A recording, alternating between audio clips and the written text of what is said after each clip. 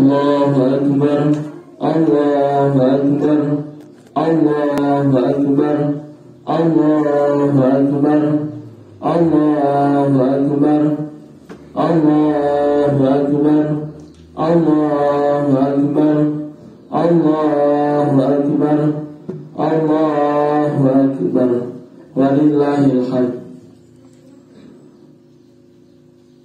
Allahu Akbar kabiran walhamdulillahi katsiran wa subhanallahi bukratan wa asila. Wa ashhadu an la ilaha illallah wa la na'budu illa iyyah. Wa ashhadu anna sayyidina wa nabiyyina Muhammadan Rasulullah wa rahmatuhul muhdah.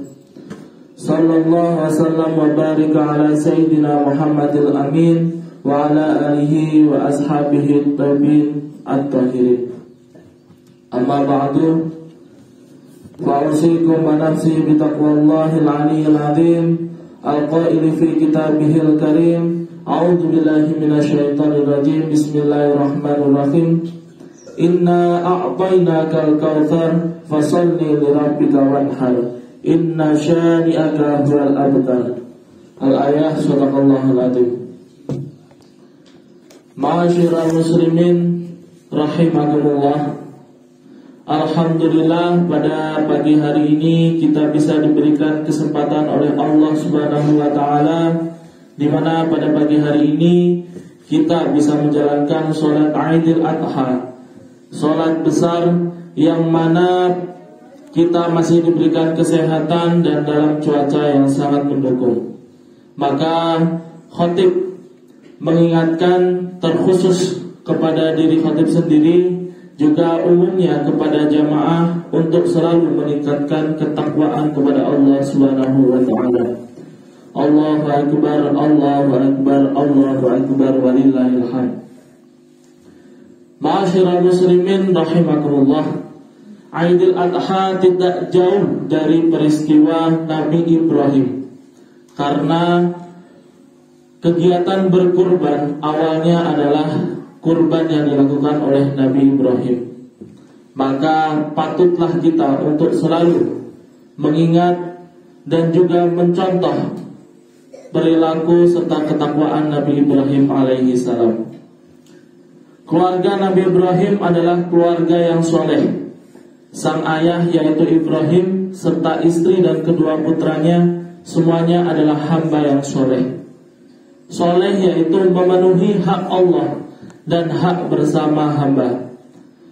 Kesalehan tidak akan dicapai kecuali dengan ilmu dan amal.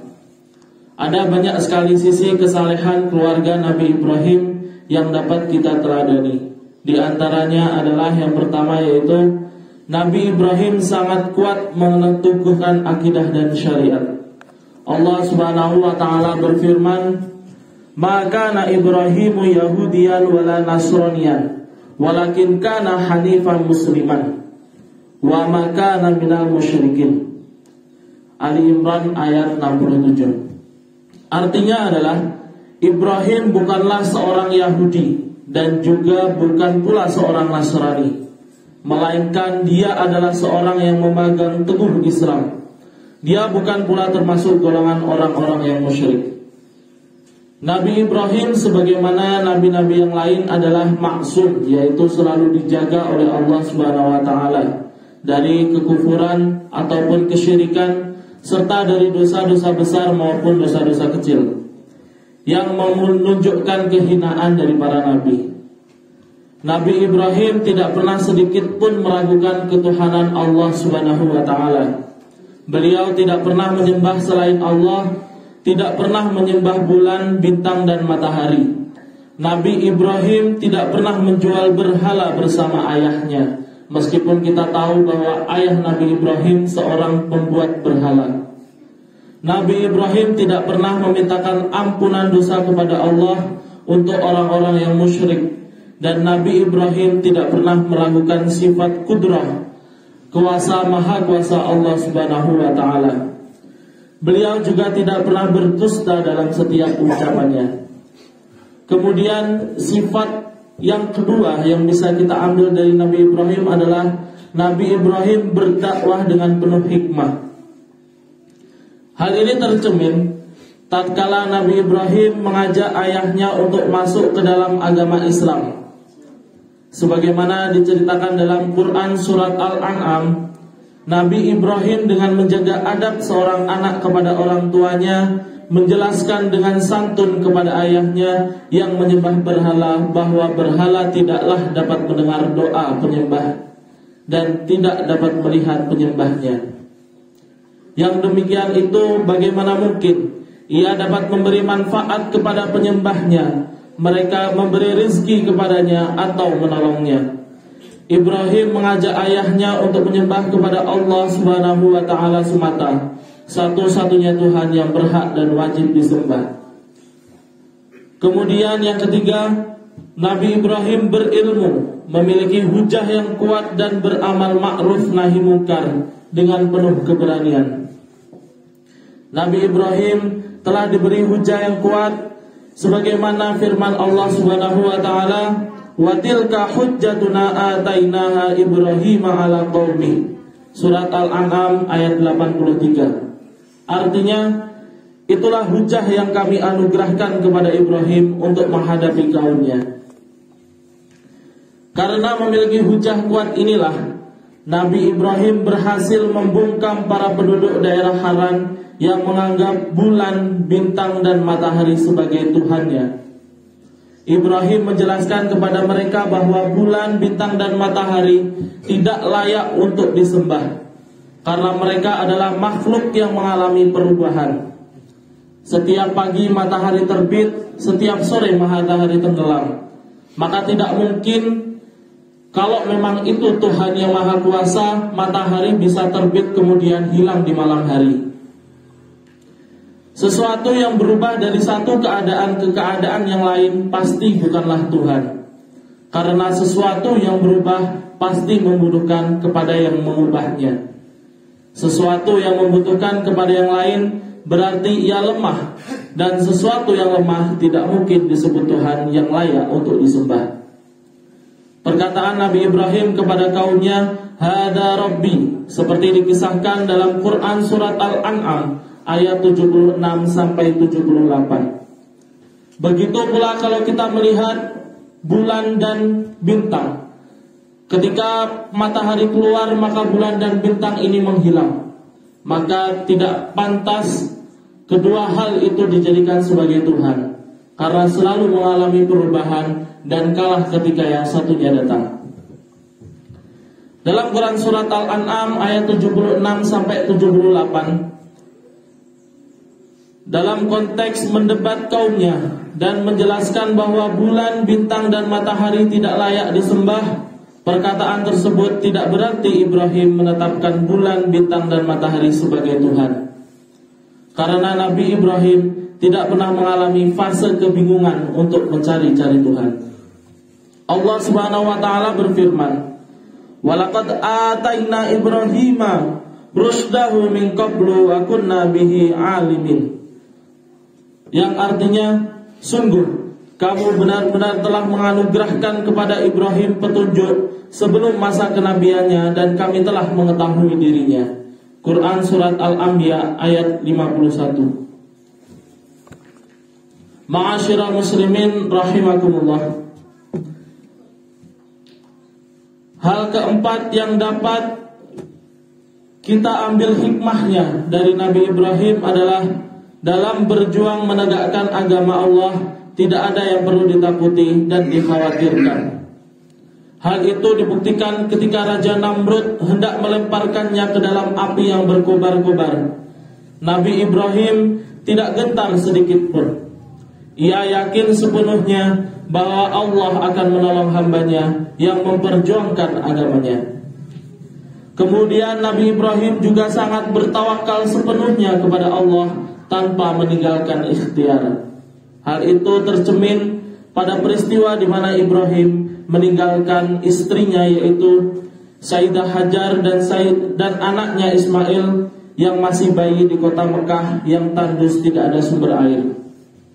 Karena takwa dan tawakal yang bertanam kuat di hati Ibrahim dan Sayyidah Hajar, Akhirnya Ibrahim meninggalkan keduanya karena menjalankan perintah Allah, dan istrinya pun rela ditinggal di tempat yang tandus. Ma'asyiral muslimin rahimakumullah. Hal selanjutnya yang bisa kita ambil dari Nabi Ibrahim alaihissalam, yakni bersegera menjalankan perintah Allah seberat dan sebesar apapun resikonya.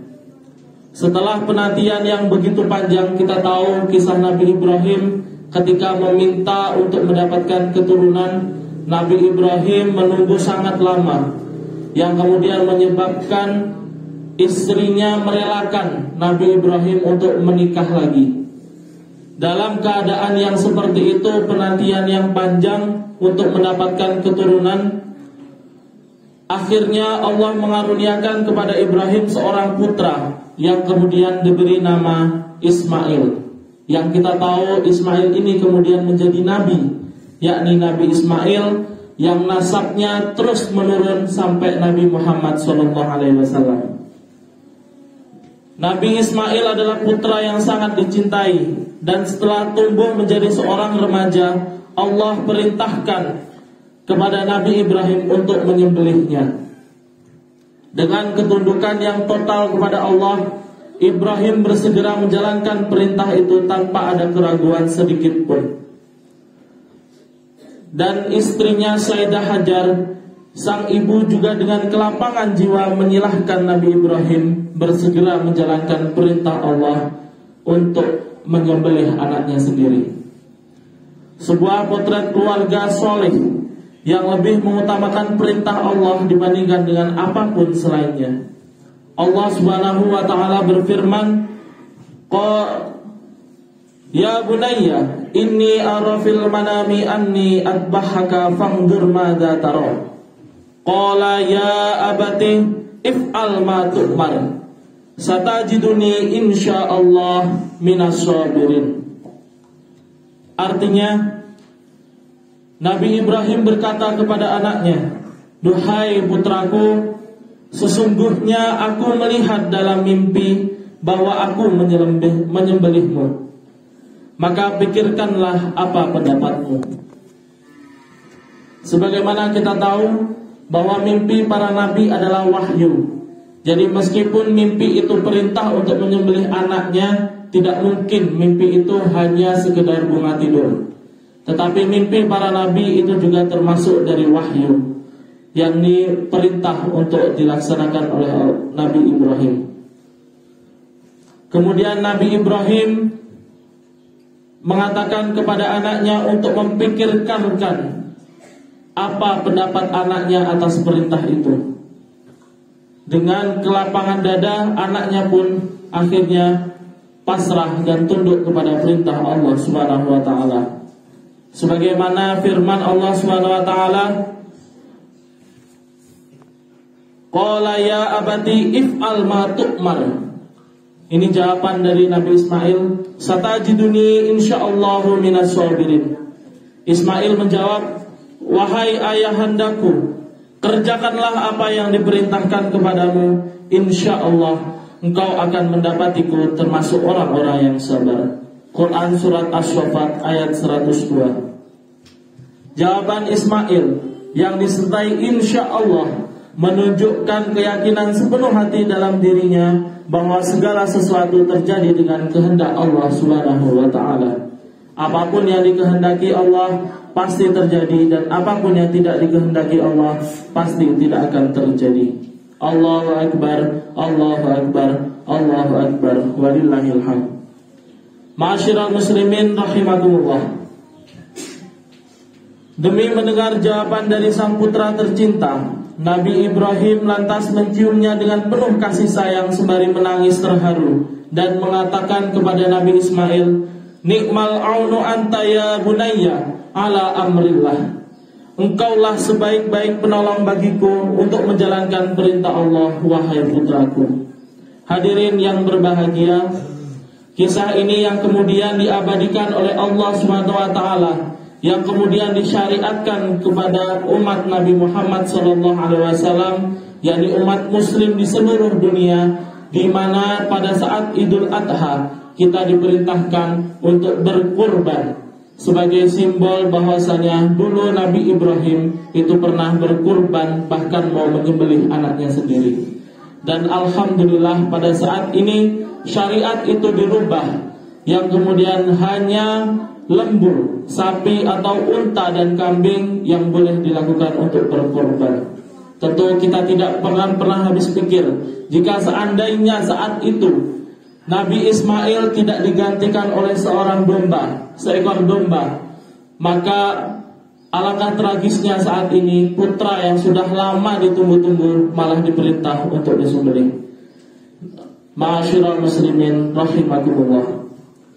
Dan semoga ibadah kita saat hari ini diterima oleh Allah Subhanahu wa taala. Akhirnya kita berdoa, semoga Allah menganugerahkan kepada kita kekuatan untuk meneladani kesalehan Nabi Ibrahim dan keluarganya. Dan semoga kita semua diberikan kemudahan, kelancaran, serta kesabaran dalam melaksanakan perintah Allah Subhanahu wa taala dan menjauhi segala larangannya. Amin amin ya rabbal alamin. Aqulu qouli hada wa astaghfirullahi wa lakum fastaghfiruhu innahu huwal ghafurur rahim.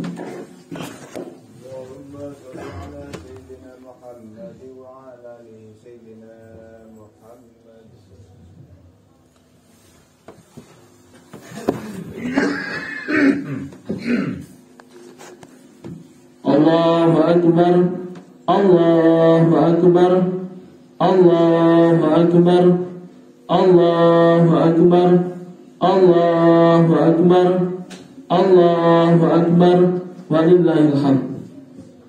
Alhamdulillah, alhamdulillahil malikid dayan, wassalatu wassalamu ala Muhammadin sayyidini wal adwan wa ala alihi wa sahbihi wa tabi'ihi ala mariz zaman.